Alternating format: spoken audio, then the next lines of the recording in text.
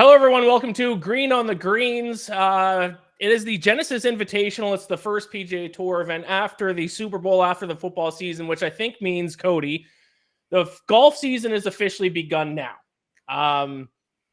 Previous events didn't count. Football season was going on, and I think that means we can just call a mulligan on all of our picks for last week's WM Phoenix Open.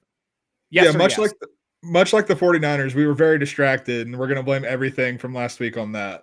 Yes, correct. Because we will start this show, obviously, with our recap from last week, as we always will. We both went 0-4. But that's going to happen in golf betting. I mean, when our shortest odds were 2-1, you're going to have golf betting. If anyone has been betting on golf for any significant period of time, it's very boom or bust.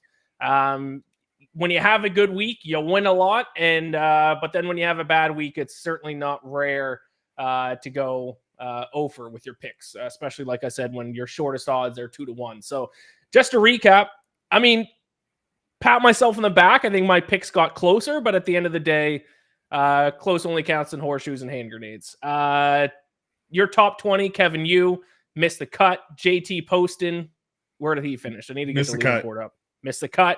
Ben on. I think he made the cut, but I think he was outside the top 60. So.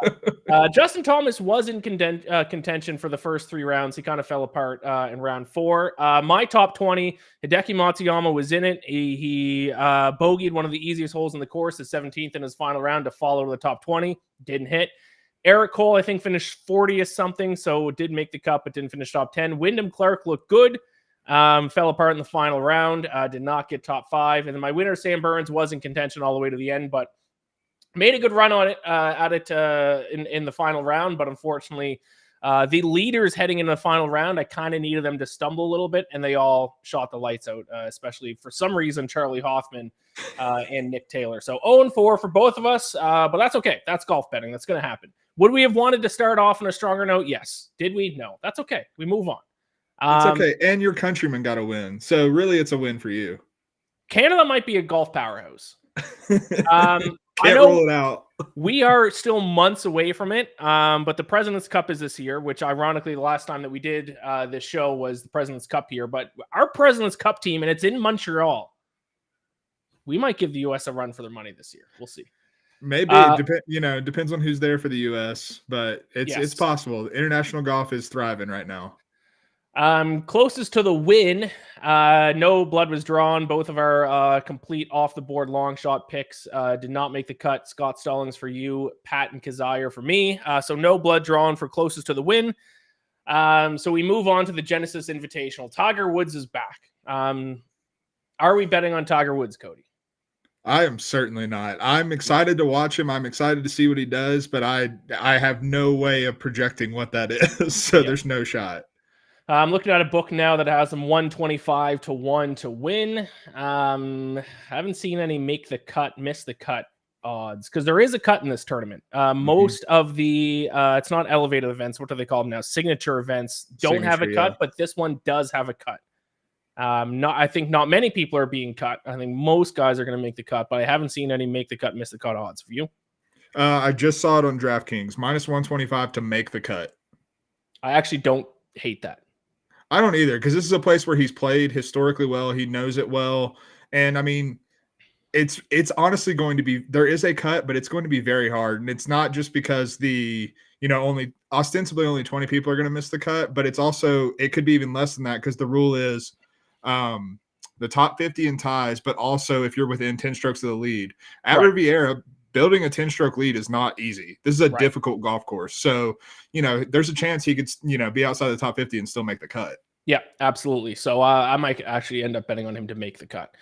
All right. I don't think we have anything else to go over here. I think we can just jump right into our picks for the Genesis Invitational. Scotty Scheffler, obviously, once again, the betting favorite. I will say one thing I've decided to do, and I should have done this 3 months ago, a year ago, is how you see that tweet, those kind of tweets, and they're like, if you put $10 in Scotty Scheffler to finish in the top 10 and then rolled it over for the past 10 months, you'd be up $85 million. I'm going to start trying that strategy this week, because I don't think Scotty Scheffler, I guess he did finish T17 at the American Express.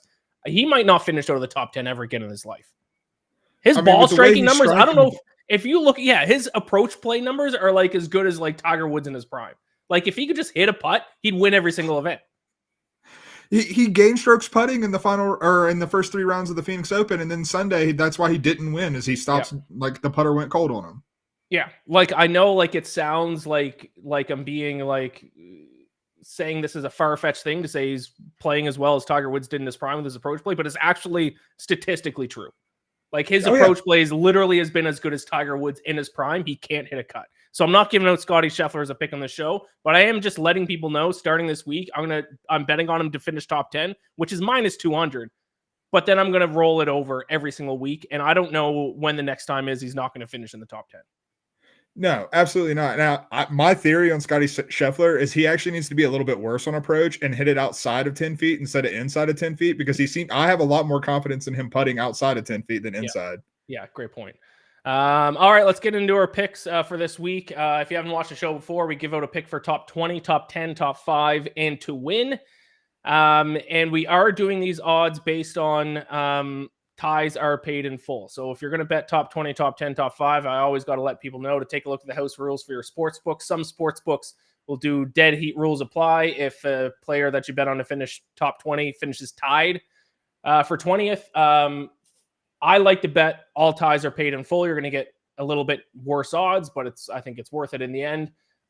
So the odds we give out on these shows, if I give out a pick for top 20 and they finish tied, or for the records, we're doing tides paid in full because that's the odds that we're using.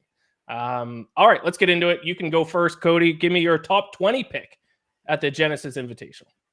Yeah, I'm going with your best friend, man. Old Willie Z, Will Zalatoris. I'm kind of high on what Will Zalatoris is, and I'm willing to be a little early on him, which I might be here. But this is his 5th event back since he returned at the Hero World Challenge from his back injury and surgery that he had to go through. And when you look at his statistical profile, it's literally the statistical version of someone shaking off rust. At the Hero, he lost 19.5 total strokes. He lost 6.6 at the Sony, but gained on approach. Then he gained 5.7 at the American Express in the measured rounds there, and he gained across the board except with his driving. And then at the Farmers, also limited measured rounds, but he gained 6.6 strokes and gained across the board in every single category. He's playing his way into form. He was T13 at the Farmers. And I think that, like, when you look at the way he's playing, you're seeing him get more confident in his swing, particularly with the driver, which I think really plays well here. The other thing with Will Zalatoris, the reason his star rose so quickly is because he played so well in these hard events, in major championships, in the big boy events. This is a big boy event. Yep. He's played 3 times here, hasn't finished worse than T26. I think with the way he's trending right now, I really like for him to show up and maybe even contend this week. But at plus 130 for a top 20, I'm going to take those plus odds because I think it's pretty likely. Yeah, I think that's the way to bet Will Zalatoris. I think it is too early if you want to take him top 10, top 5, or to win. But I think right now that top 20 is the sweet spot for Zalatoris based on everything you said. Game trending in the right direction. Now that T13 was at Torrey Pines, which is his favorite course, which he told me because I'm his best friend. So I am a little concerned that T13 might have just been like, because he's playing at a course where he feels super comfortable. So that's why I stayed off him personally. I need to see like one more event where he does play well, but still top 20. I'm not going to argue against that. I like that for Willie Z. Yeah, I mean, and based on history, I don't think he has bad feelings about Riviera, right? Considering he's gotten 2 top 20s in the T26. Yeah, absolutely. I will admit my top 20, I actually thought about going with Matt Kuchar. I did not make that the pick for the show. If you want a long shot top 20 bet, Matt Kuchar. One thing about Riviera that I think is important to note this week is that the bunkers are some of the most difficult bunkers to get up and down from on tour, and Matt Kuchar is one of the best bunker players. So that alone, and I think he finished like T6 or T9 here last year. I almost pulled the trigger on Matt Kuchar top 20.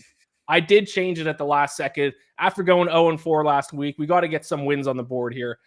So I'm actually going to go with last week's winner. I'm going to go Nick Taylor. You can get him to finish in the top 20, ties included, plus 160. I think that is fantastic value for a guy who obviously won last week, is playing probably the best golf of his career right now. And I don't think sportsbooks have adjusted for how well he's played, because it's not just last week either. He has been playing well, gaining strokes with his approach play in 4 straight starts, not just some strokes, like significant strokes gained with his approach play, 4 straight starts. And he actually played well, or has played well relatively at Riviera. He has one top 20 finish, has only missed a cut once in his last 7 starts of this event. He's good out of the bunkers as well, which is a big reason why I was thinking about Matt Kuchar. 9th in sand scramble percentage of the season, 13th in sand save percentage in the field when playing at a course that has difficult bunkers and has Poana greens. So I think this is a good course fit for Nick Taylor. And like I said, he's obviously playing the best golf of his career. Absolutely lights out last week. We're not asking for him a lot. We just top 20 for last week's winner. I think that's a pretty good bet at plus 160. Obviously, a much more difficult field this week than last week. But still, they're good golfers. He outdueled Scotty Scheffler down the stretch last week. I think top 20 is not too much to ask for him. Absolutely not. And like the other thing that really stands out to me with Nick Taylor is you look back at the Canadian Open and then last week, dude is nails. Like he has that ice in his veins. And so I really like that in this big, in a big field like this. Like I really think it plays to his advantage that we've seen him in high pressure situations succeed. Yeah, I saw someone tweet, I think it might have been Justin Ray. See if I can pull up this tweet right now. But when Nick Taylor has either a 1% or higher chance to win heading into the final round, like his stats every single time are just out of this world. I can't find the tweet right now, but yeah, he's nails when he's in contention. So if he even has a sniff of a chance of taking a run at it in the final round, based on his history, he's gonna shoot well. Speaking of which, by the way, actually, I am a little bit concerned. Weather might be an issue again this week. Obviously, still a few days out, but it's looking like bad weather Sunday and Monday. There is a chance we might get another 54-hole event. God, I just want a normal golf tournament, man. Like Yes. I just want a normal 72-hole 4-day golf tournament. That's all I'm asking for. It's not a lot. Yeah. All right, let's move on to top 10. Who do you got? I've got Cameron Young, and frankly, I'm ready to get hurt again because I've never hit a bet on Cameron Young. I always seem to pick him at the wrong times, but I look at what he's doing right now, ball striking, and I think he's trending towards something where he pops pretty well. So I'm going for a top 10 this week. His elite driving never gone anywhere. He's still been a fantastic driver of the golf ball. That's his calling card. But he started to show pop on approach recently. And I think that's where I really start to target Cam Young. I know he can struggle around the greens, which is a problem at Riviera, but I do think that with his approach and also his putting starting to pop a little bit, I think that's enough of a calling card for him to contend this week. We've seen him overcome his shortcomings around the greens time and time again in big events, in big boy fields. And so I think that with the way he can drive the golf ball at Riviera specifically, where it's a driver's golf course. Let's be clear about that. You want to be able to ball strike really well. And with his length and his ability to control that length off the tee, I think he's going to be in a lot of advantageous spots and to really show off his popping approach play. So I like Cam Young for a top 10, especially at plus 250. I think he can really contend to win this week. Yeah, Riviera is certainly a long driver's golf course, and it doesn't actually hurt you that much to miss the fairways historically at this course either. So someone like Cam Young who can drive the shit out of the golf ball, good course for him. He gained strokes putting last week, which is uncharacteristic for him. Generally, he's kind of a streaky putter. So if his approach play can kind of get dialed in here, I like Cameron. Yeah, I saw some people on Cameron Young last week, and I didn't really agree with it, but he impressed. T8 last week, so. I faded him last week in DraftKings picks. I do DFS picks, and I faded him, and I was wrong. And now I'm on the right side of it, seeing what's trending right now. Yeah. My top 10 pick, I'm going to go with a guy who contended last week as well, Sahith Theegala, plus 250. Great course history. I think, only 2 starts here, I think. But last year, 6th place finish here last year, and obviously rounding into great form. So we got course history. We got great form. 5th place at WM Phoenix Open last week, gained 1.47 strokes on the field with his approach play. And the course fit makes sense for Riviera because of exactly what I just mentioned. His one glaring weakness for Theegala is his driving accuracy, but this is one course where it's not going to completely kill you if you miss the fairways. So because of that, the course, fit lines up with Theegala. He's in great form. He's proven he can compete here in the past with a 6th place finish last year. So I will take him top 10 plus 250.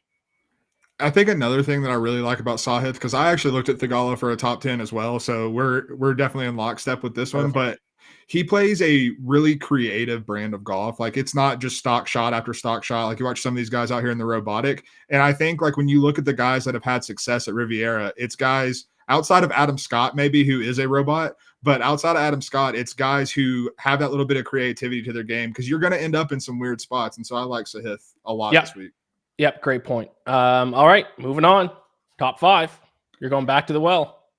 I have to, man. He's playing too well. Justin Thomas at plus 300 for a top 5. Like, just because he didn't win last week, I'm not going to let that hurt my feelings. He still finished T12. Like you said, he was in contention until the final round, where he was just kind of pedestrian. He didn't even play poorly. He was just kind of average, and that was not good enough with everyone scoring birdies in that final round. But in his 3 events that he's played in 2024, he's gained 3.6 strokes at least with ball striking in the measured rounds. He's absolutely striking the crap out of the ball right now. And he's also gained at least 2 strokes around the green each of those tournaments. You talked about great, scramblers and around the green players. Justin Thomas is one of them. He is an absolutely phenomenal around the green player. And like Jordan Spieth, his best friend, gets all the credit, but Justin Thomas is right in that category as well. He is absolutely lights out there. He's played pretty well here historically. He's T20 and T6 in his last 2 starts at Riviera.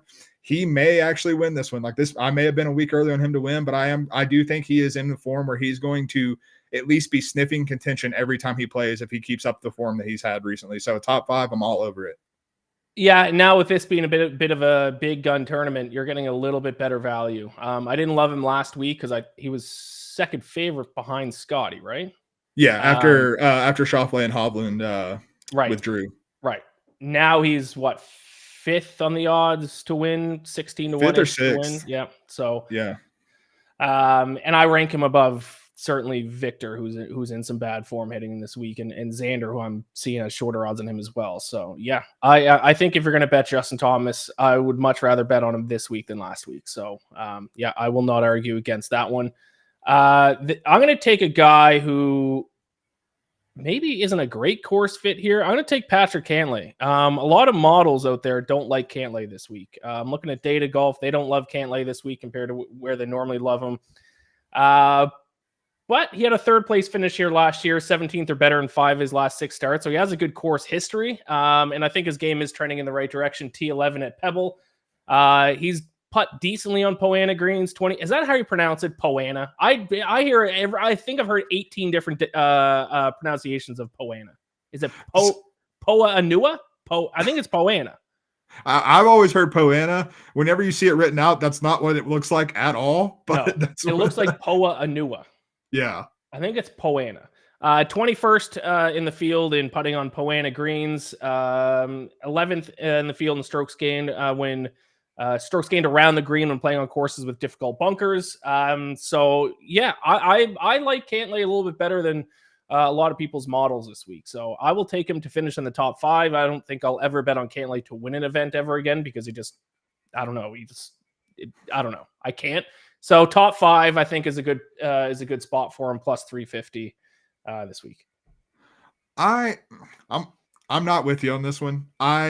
It's not that I definitely agree with the models. I just worry that the form that we saw at Pebble Beach is kind of the outlier from what we've seen recently. Like he was outside the top 50 at I believe it was Amex and Farmers both. Yep.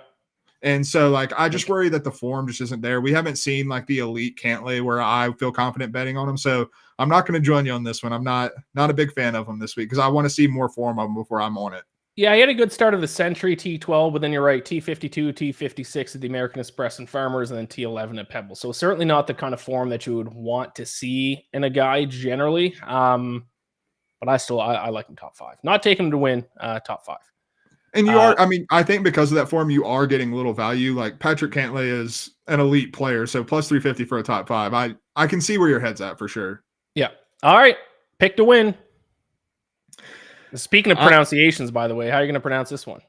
This is Ludwig Aubert, and that is the proper pronunciation. Yep. Ludwig Aberg, if you want to be from people from my neck of the woods in the southern United States. Yeah. But I would love to get better odds on Ludwig, considering how young he is, considering how green he is, considering he's never played at Riviera before. But I don't think that this is necessarily all the public betting him up because he is a very popular pick. Every week he tees it up. He's like the new hot thing. But I think that he is absolutely deserving of this. When you look at his strokes gain profile, since he turned pro, he's legitimately been one of the best golfers in the world, like a top 5 golfer in the world with all his numbers. And like I said earlier, I want elite driving and I want ball striking at this event. And you could argue that Ludwig is already the best driver on the PGA Tour right now. He is an absolute stud. He combines accuracy and distance like no one I've ever seen before. That ball is on an absolute thread when he hits it. But what really stands out to me is, as of late, his approach play has really, really, really been popping. He's gained over his last 8 measured rounds, which is roughly the last 3 tournaments that he's played, because of, Farmers and Amex and Pebble Beach having the course rotations.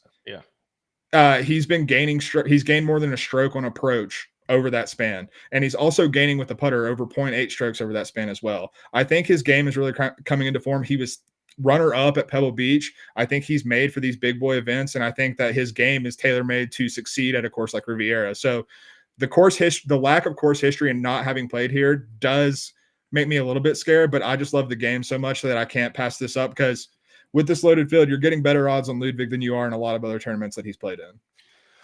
Do you think he is like this year's version of what Tom Kim was last year, where he had a really good like fall swing, and then like the first few events last year, everyone was on Tom Kim, and he was around like these kinds of prices in a lot of events, but then he could just kind of like petered out throughout the year? Do you think Hebert is a risk to kind of have a Tom Kim type of year where he kind of ends up just being like an above average to good golfer? Or do you think he's like a legitimate elite, going to end the year as like a top 10 golfer in the world? I think it's the latter. I truly do. Because I mean, the thing with Tom Kim was he came in and had that immediate success, and he had won worldwide, but like he wasn't like, for lack of a better term, like a touted prospect or anything. We've known about Ludwig for a long time when he was at Texas Tech. Like, it was like, whenever this guy turns pro, he's going to be a problem. And so seeing this is just confirmation bias, more or less. Like, it's him realizing the expectations that he had as he turned pro. Yeah. All right.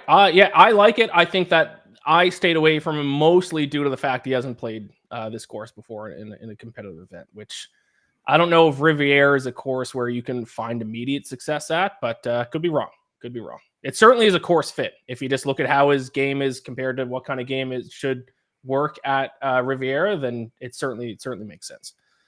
All right. I love my pick to win. Absolutely love it.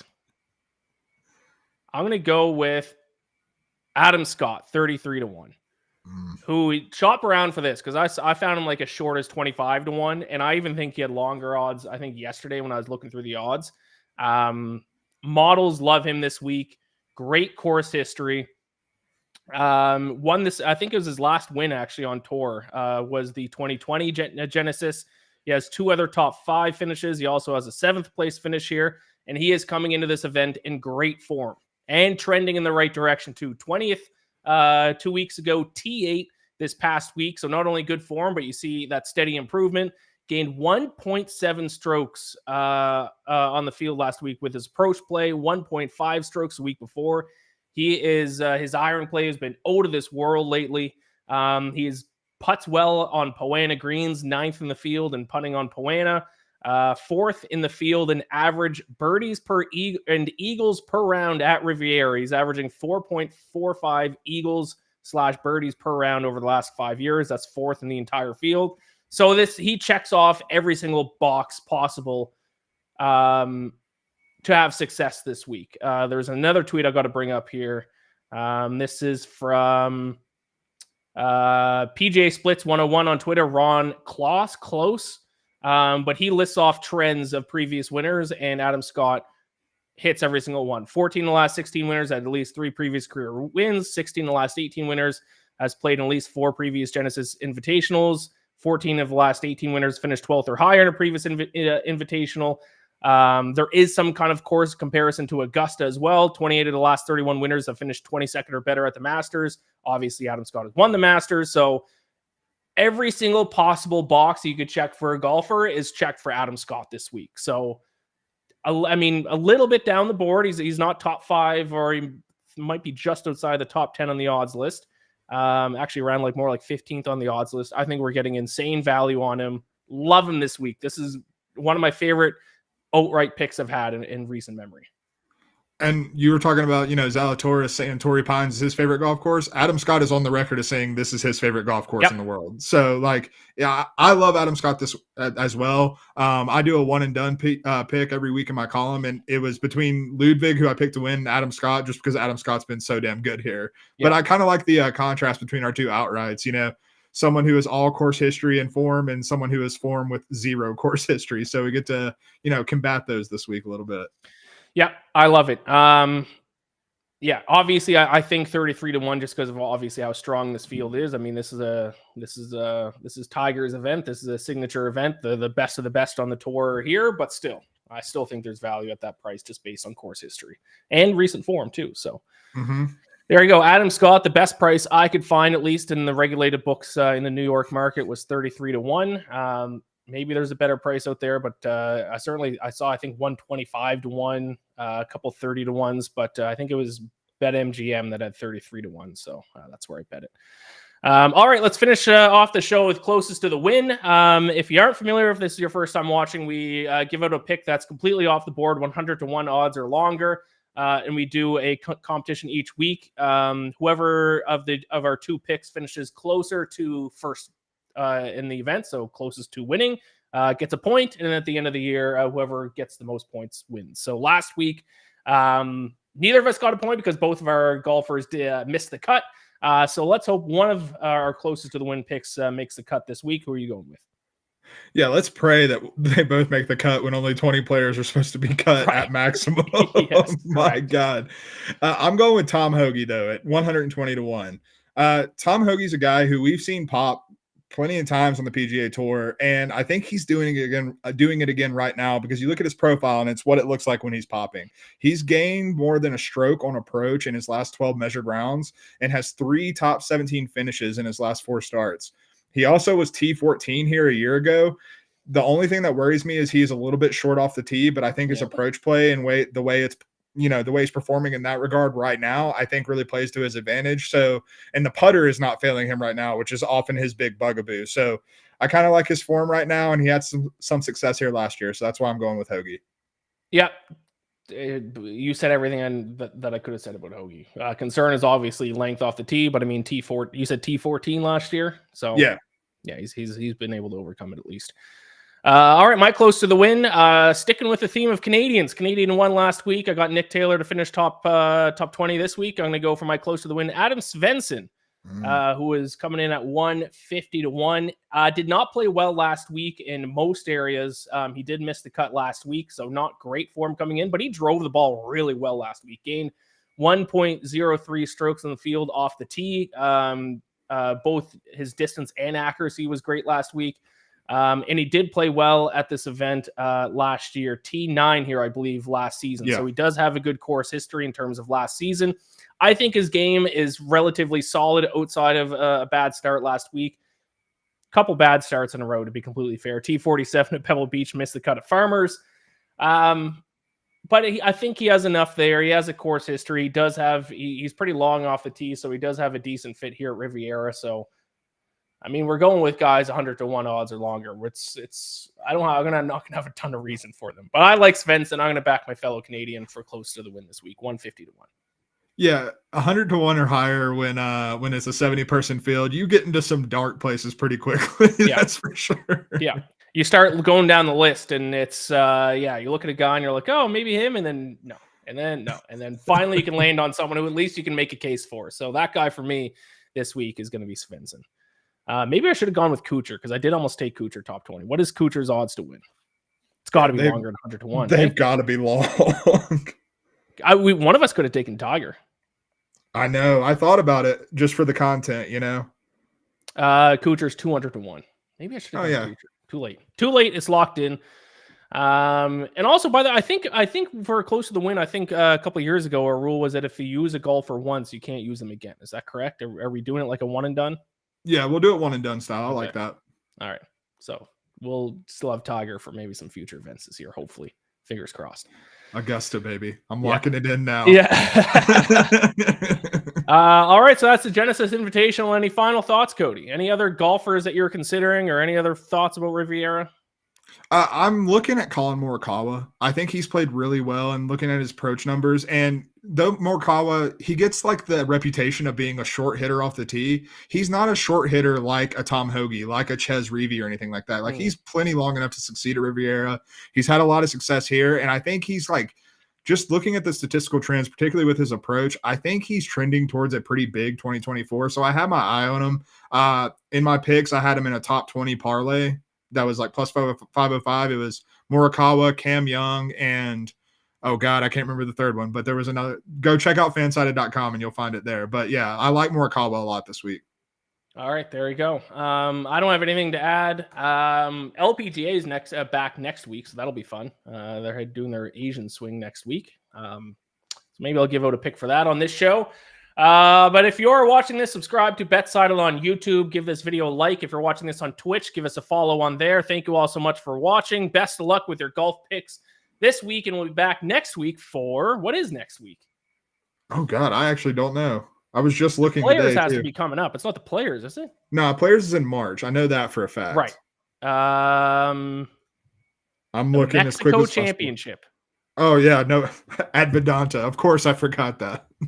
That's not usually a February event, is it? I could not possibly tell you. Yeah, so strap in. We got a fun one next week. The Mexico Championship, according to Google. Yeah, I'm looking at the PGA Tour app and it confirms that. So yeah. All right. So the Mexico Championship next week. Who's going to be in the field for that one? I doubt that's a signature event. No, God, right. No. Hey, maybe there's going to be some good long shots. This still continues to be the year of long shots. Wyndham Clark at 80-1 is the shortest odds of a winner. So maybe I should be betting on Kuchar at 200-1. I think I'm going to sprinkle on Kuchar. And I found out after the fact that it's actually there were some books that had Clark at 100-1. Yeah. At some points in the week. So every winner at some point has been 100-1 during the week.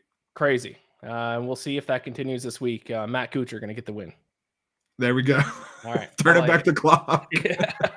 All right. Thank you all so much for watching. Like and subscribe, all that good stuff. Good luck this week. And we'll talk to you all next week for the Mexico Championship. We'll see you then.